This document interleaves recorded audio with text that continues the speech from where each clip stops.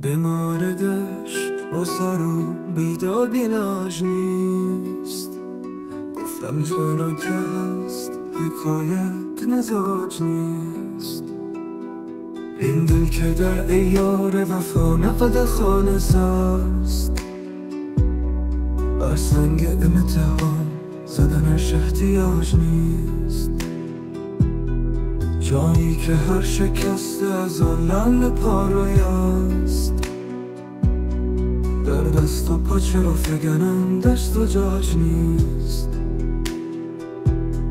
در ذات خویش شسته پروانه هم خوش است، هست اینقدر که در بر شمعش رواج نیست.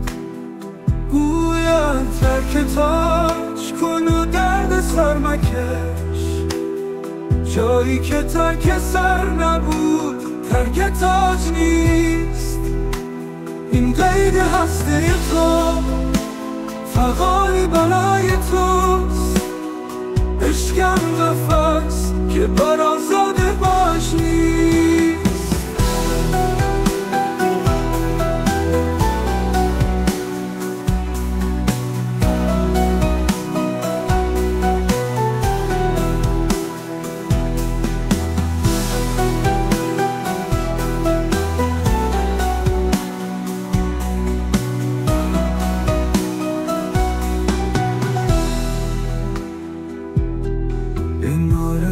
عشق را سر و بیاد علاج نیست.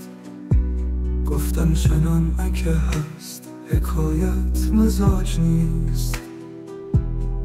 این دل که در ایار وفا نقد خالص است، بر سنگ امتحان زدنش احتیاج نیست. جامی که هر شکسته از آن لعل پارای است، در دست و پا چرا فگنم دست و جاج نیست. در ذات خویش هسته پروانه هم خوش است، هست اینقدر که در بر شمعش رواج نیست.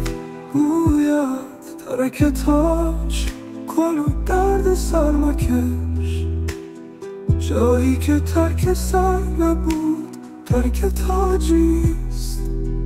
این قید هسته تو فغانی بلای توست، اشکم قفص که بر